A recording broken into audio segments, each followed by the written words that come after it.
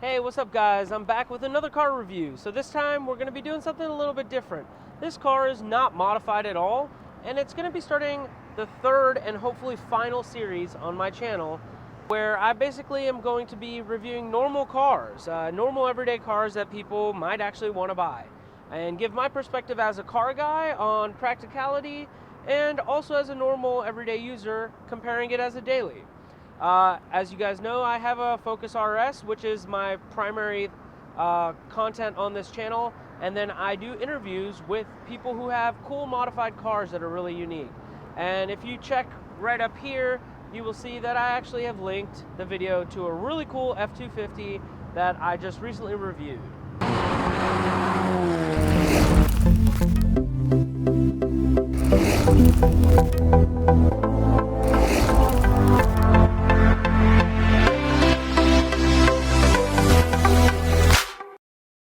This week what I have is I have a Nissan Rogue SL. This is the top trim Nissan Rogue, and it is the all-wheel drive variant. Only thing above this particular variant is the actual hybrid drivetrain option, but this is basically a spec'd out version minus the sunroof with basically every feature you would want. This car competes directly with the Mazda CX-5. That's its closest competitor, and it's in the mid-size SUV segment. This car can comfortably fit 5 people, and so can the Mazda CX-5 and the Honda CR-V, which is basically the class leader in this particular segment. So this car, as configured, is $31,500. Now that's slightly on the higher end of the price spectrum. However, when you compare that the CX-5 also has options that can get into the $30,000 price range when you spec it out, this is a direct comparison to the CX-5. Now, the Honda Element is not as luxurious on the inside as the Mazda CX-5 or the Nissan Rogue. However, it is a much more economical option, and I'm hoping to review one soon. So the first thing you'll notice on this particular car is that the lines on this car are not very standout-ish. They don't really pop at you, and you don't really notice this car on the road. You probably pass 100 of them, but it's going to blend into the crowd.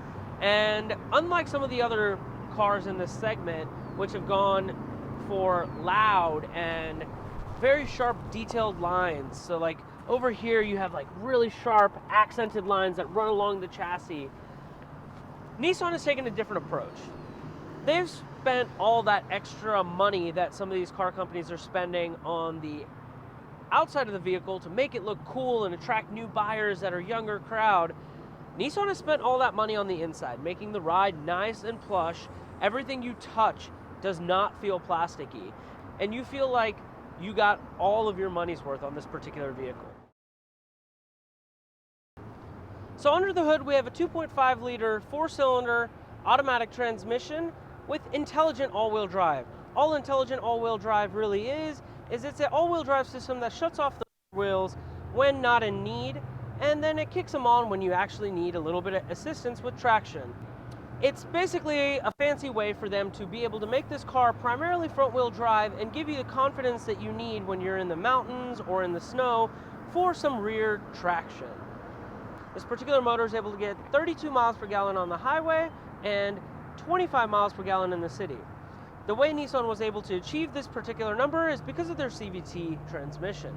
This transmission basically is in a continuously changing gear pattern to where it can actually keep your engine in peak power or peak fuel economy depending on what your needs are, and continue maintaining speed or gaining speed. However, this transmission doesn't come without any pitfalls. This particular transmission, even though it may be extremely smooth and you never really feel any shift shock, one of the drawbacks is that it's not a very fast transmission when you consider acceleration. Now, most of the time you get the feeling of acceleration when you're thrown back into your car and you feel the shifts of the gear, and it gives you the perceived option of you having a faster vehicle. Mazda's CX-5 shifts gears, and even though it has roughly the same amount of horsepower and torque and is not much faster than this vehicle, it feels significantly faster than this vehicle. However, that's not completely a con for everyone. This particular motor is extremely reliable. They've been using it for years, and they've had no real big issues with this particular motor.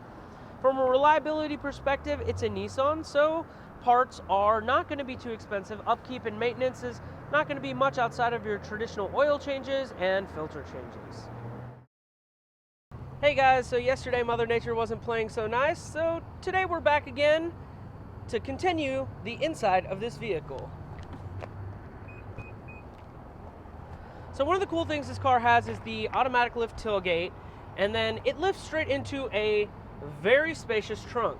Now the SL package and this particular one is equipped with the optional removable Velcro mats and also with additional storage underneath. If when equipping the car you didn't choose for the optional cover, which goes in here and covers all the way up here and covers everything in your trunk, with this setup that's standard, you have the ability to actually put stuff in here when you're going out and you don't want stuff in your trunk to be visible, and you can quickly throw this latch up like this and basically no one would be able to see what's underneath here. This is great for scenarios when you're going out in the city in parallel parking and you don't want to make your car victim to being broken into because you have valuables inside of it. If we look under here, you can see that we have our spare tire set up and we actually have our Bose subwoofer here. So this system is actually very nice and the sound quality is amazing. All right guys, so let's go ahead and jump into the back seat. Oh, that's all my luggage. All right guys, so let's go ahead and jump into the rear and let's see how much space we got back here. All right guys, so I'm 5'8", about 180 pounds, just so you can get kind of a reference to see how much space I have. So the seating position in front of me is for someone that was 5'8", so that's the seating position that I have. I have plenty of legroom in here. And these seats are actually very comfortable. They're extremely well cushioned. If you were a little bit taller, there's still plenty of room in here. I had my friend who is 6 feet tall sitting in front, and I still had at least about an inch in front of me, in front of my knees, so I wasn't actually running into the back of the seat. The seats in this car are extremely comfortable. So let's have a look at the rear seats. So something cool that this car has that I've never really seen in too many other vehicles in this segment is you actually have a pull tab to drop just the center seat. When you give it a pull, it drops out and you have your 2 cup holders here. You also have a cup holder in each door, giving you a total of 4 cup holders if you have 4 adults sitting in the vehicle. Something else that this car has is additional storage behind each seat. Now, not all cars in this segment have storage behind the seat. Some of them actually have hard plastic behind there with indentations for your knees. This removes some of the storage capability in the back of the vehicle, but this particular scenario makes it very nice that you have storage behind both the driver and the passenger seat. So this car has a feature which I really like, and when you drive 250 miles on the highway, you tend to be on cruise control, and something that really annoys me in cars is very hard plastic for the armrest. This particular car has tons of cushion on the armrest. If you look, you can see how much travel there is on each armrest right here. Another feature you see on this door right here is actually your window controls and your memory seat controls. So the driver's seat has full electric control. You have forward movement, backward movement, down, up, recline, forward, recline back, and your lumbar support.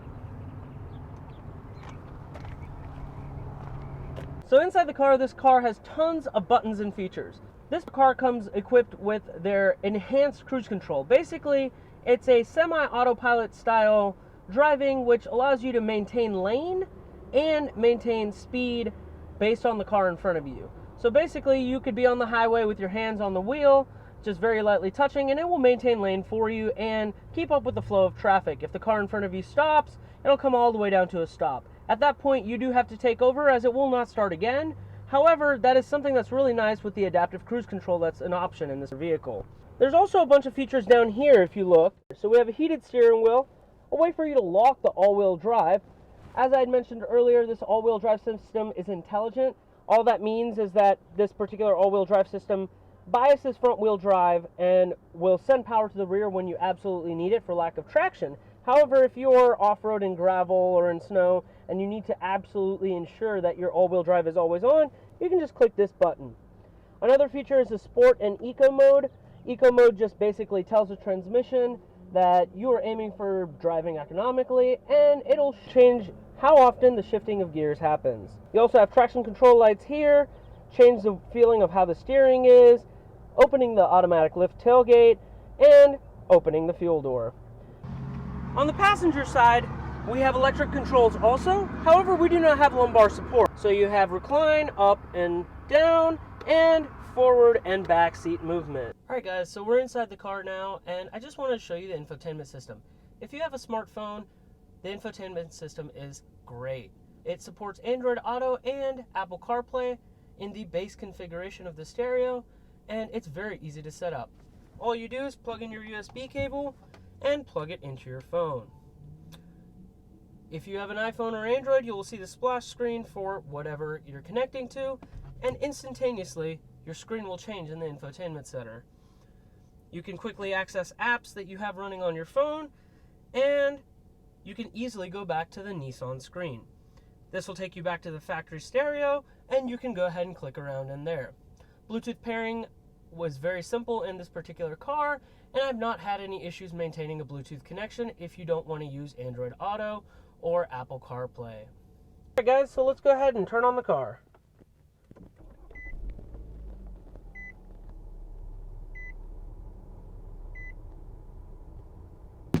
Alright guys, so let's go for a ride. Safety first.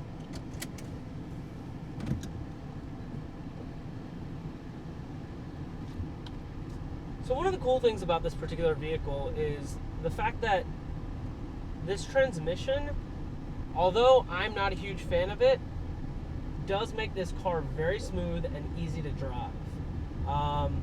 You don't really have any shift shock when you're driving around. So basically shift shock is when you feel the car shift gears and it pushes you back or pushes you forward and then back again.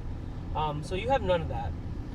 Now you guys can see I'm currently using a tripod in the car, so you might be feeling some of the vibrations in the video. You may be able to see a little bit of rockiness. However, for the most part, this car is extremely smooth. I'm driving through this rundown Toys R Us parking lot, and it's not really well maintained. It's been destroyed by snow plows and stuff like that, and even on the bumpy roads, I'm not really feeling anything.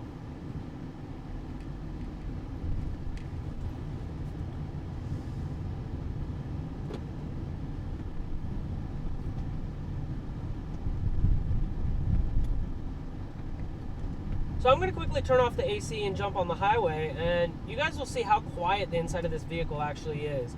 Now remember that the microphones I'm using are very sensitive to picking up sounds, and you can definitely hear a bunch of sounds in the car from the microphone being picked up. However, it's not really that loud inside the vehicle. It's much quieter than most vehicles I've been in.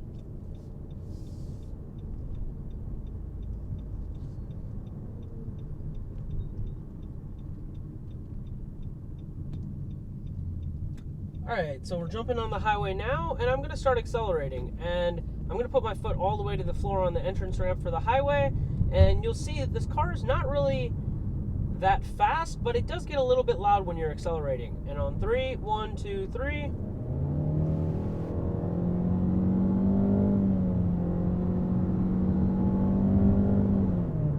So that was 60 miles per hour. I was already doing about 40 when I jumped on the ramp and started accelerating. But you could hear the car shifting. However, you heard the shifts, but you didn't really feel them. And when I mean by did not really feel them, I mean you did not feel them at all. There was absolutely no shift shock. I did not move forward or backward at all.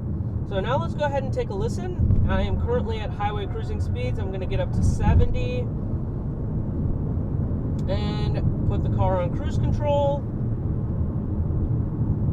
Alright, so now we're doing 70 miles per hour on cruise control.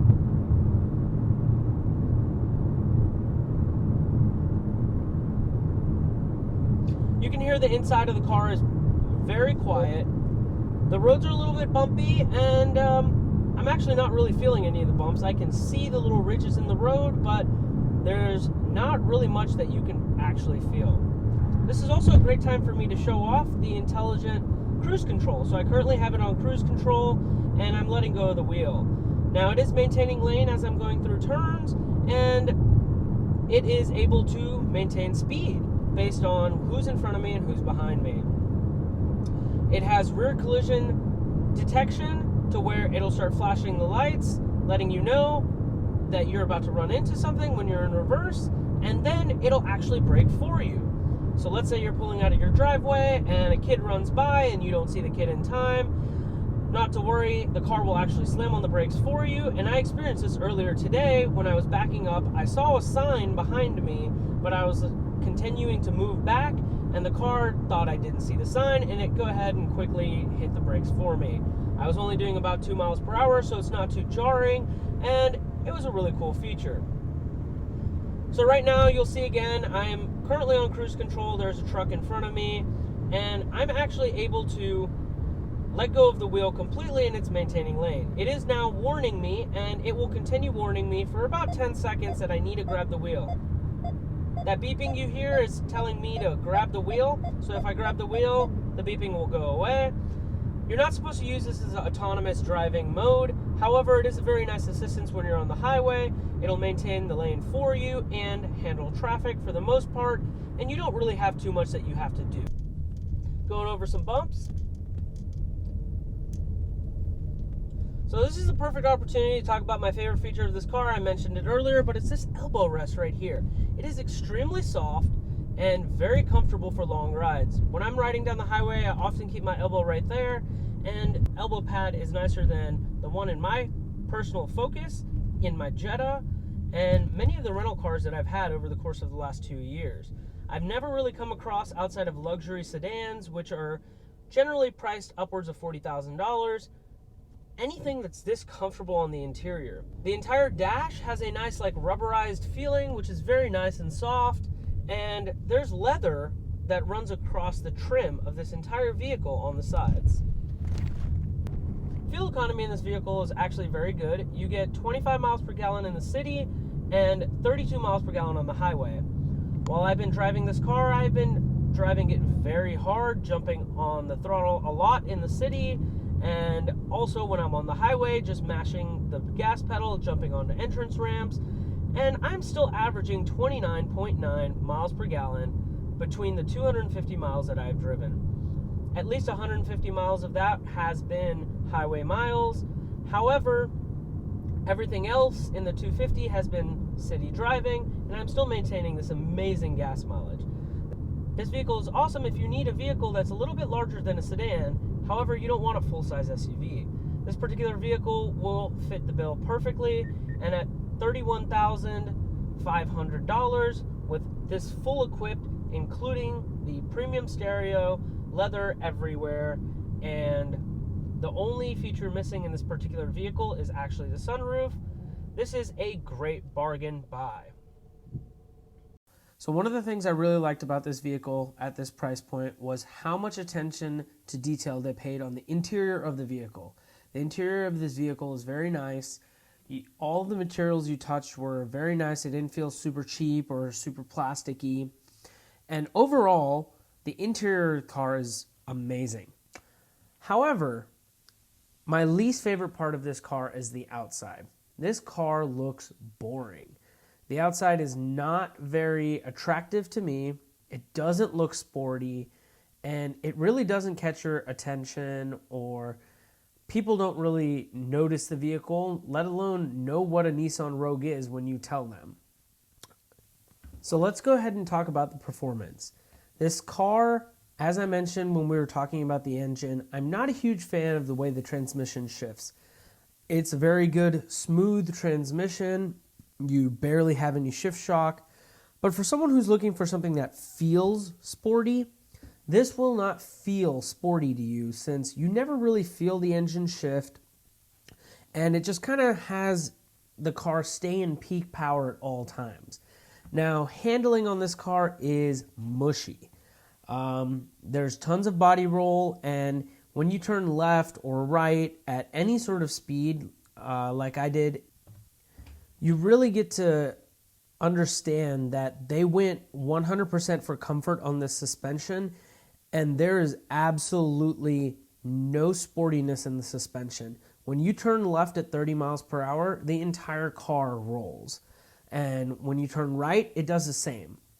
If you compare this to other cars in the segment, a lot of them have suspension that when you are trying to drive more sporty or aggressive, the rebound is set in a way that the car actually responds a little bit better and you have a little bit stiffer turn in and exit on the suspension. So the car doesn't feel like it rolls as much. However, Nissan really built this for a targeted audience, and enthusiasts of cars was not it. I hope you guys enjoyed the review of this 2019 Nissan Rogue SL. Please like, subscribe, and comment. I'll be doing more reviews of traditional cars like these and also modified cars, and I will keep you up to date on builds for my Focus RS. See you next time.